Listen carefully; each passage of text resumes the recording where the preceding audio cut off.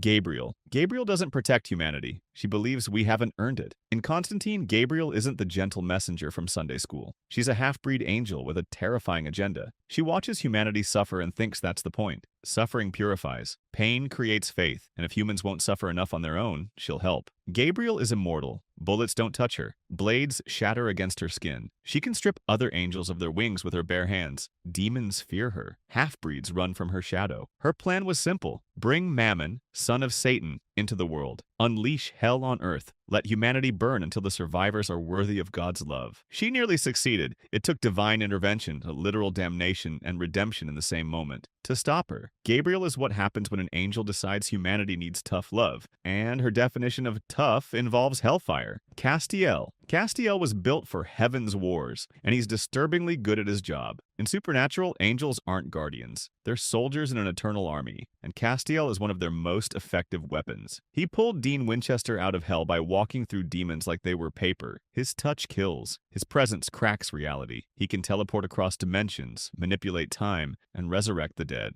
But Castiel's most terrifying moment wasn't an act of war, it was ambition. When he absorbed every soul from purgatory, millions of monsters, all their power, he declared himself the new god. For a brief moment, he was. Angels knelt, demons fled. The Winchesters, who'd killed nearly everything, couldn't scratch him. Then the power tore him apart. Castiel shows what happens when an angel reaches beyond his station. He touched godhood and it burned him alive from the inside. Ramiel. Ramiel doesn't look like an angel. It looks like geometry learned to hate. In Neon Genesis Evangelion, angels aren't divine messengers. They're cosmic horrors wearing impossible shapes. Ramiel is a perfect octahedron, floating, silent, and utterly alien. It doesn't speak. It doesn't negotiate. It descends on Tokyo 3 and starts drilling toward terminal dogma with cold, mechanical precision. Its absolute terror field blocks everything. Missiles explode against it harmlessly. Artillery does nothing. When Shinji engages in Unit 01, Ramiel fires a particle beam that drills through 22 layers of armor, designed to stop nuclear weapons. In seconds, the beam nearly kills him. Defeating Ramiel required a suicide run, an experimental positron rifle powered by Japan's entire electrical grid, and a coordinated sniper shot through mountains. Even then, it almost wasn't enough. Ramiel represents Evangelion's thesis. Angels aren't beautiful, they're incomprehensible. And incomprehensible things don't care if you survive. Metatron.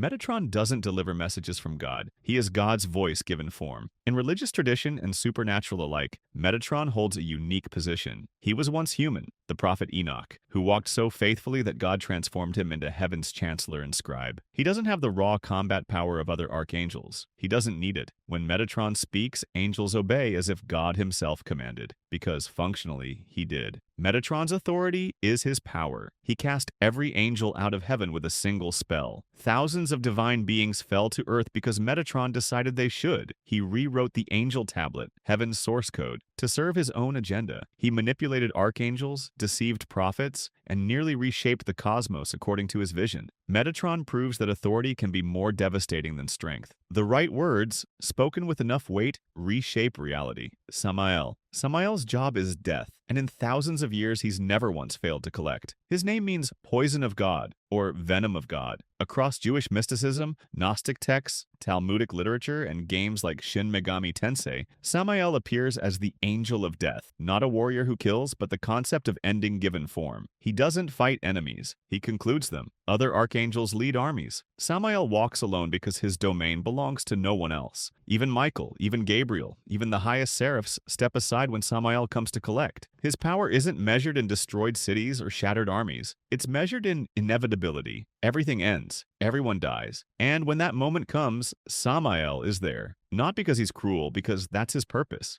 Death isn't evil. It's necessary. And someone has to be its angel. Michael. In Supernatural, Michael isn't just an archangel. He's heaven's nuclear option. As God's firstborn, Michael was made to lead, to command, and, when necessary, to end things permanently. His power warps reality. He can manipulate time, erase beings from existence, and unmake anything that threatens the divine order. Within Supernatural's cosmology, only one being matches him, his brother Lucifer. Their prophesied battle wasn't just a fight. It was scheduled to destroy Earth as collateral damage. Not a city, not a continent. The planet caught between two archangels who'd stopped holding back. That's Michael's scale. He doesn't threaten kingdoms, he threatens worlds. And the terrifying part is his certainty. Michael believes he's righteous. He follows God's orders without question, without doubt, without mercy. The loyal son, the perfect soldier, the angel who'd burn creation to ash if commanded. Yes, Whis isn't an angel in the biblical sense. He's something stranger, a member of the angelic race, beings who serve and train the gods of destruction. But the name fits because nothing in his universe can touch him. In Dragon Ball Super, Beerus is the god of destruction. He erases planets by sneezing too hard. Entire civilizations disappear because he's mildly annoyed. Whis knocks him unconscious with a single chop, without effort, without trying. Whis has mastered Ultra Instinct, the technique where your body reacts perfectly without thought. He can reverse time. He moves faster than anything alive. He's stated to be the strongest being in Universe 7. Not strongest angel, not strongest mortal, strongest being,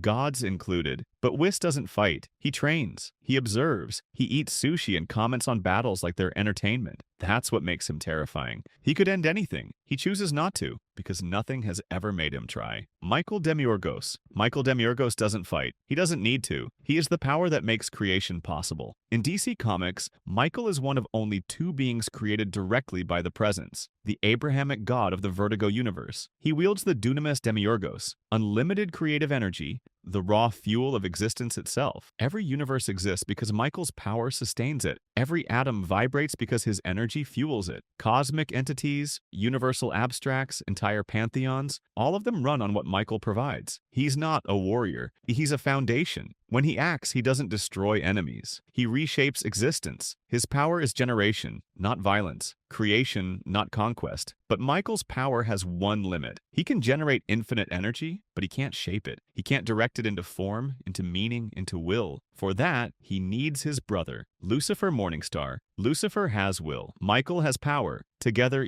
and only together, they created everything. In DC's Vertigo comics, Lucifer Morningstar is the second being the Presence ever made. His gift is different from Michael's. Where Michael provides the energy, Lucifer provides the direction. His will is absolute. He can shape any reality, manipulate any existence, impose his desire on creation itself. He ruled hell because he chose to, not because he was cast down, because he accepted the job. Then he got bored and quit. He handed the key to hell to a mortal, walked away, and opened a piano bar in Los Angeles. Later, he created his own multiverse. Not conquered, created. A reality outside of God's creation, built from nothing, shaped by pure will, just to prove he could. Lucifer walked out of heaven because nothing there could challenge him. He left hell because it bored him. He built a new existence because he wanted to. Michael and Lucifer aren't ranked against each other. They're two halves of the same act of creation. The Presence made them as a pair, the power and the will. One generates, one shapes. Neither can create alone. Together they made everything that exists, and nothing else in fiction comes close. The Presence. Above them both sits the Presence, the source of everything, including Lucifer and Michael themselves. But the Presence isn't an angel. It's what angels are made of, the origin point. The creator that created creators. It doesn't act because acting implies limitation. It simply is. Every angel on this list, from Gabriel's fury to Lucifer's will, exists because the Presence allows it. That's not power. That's definition.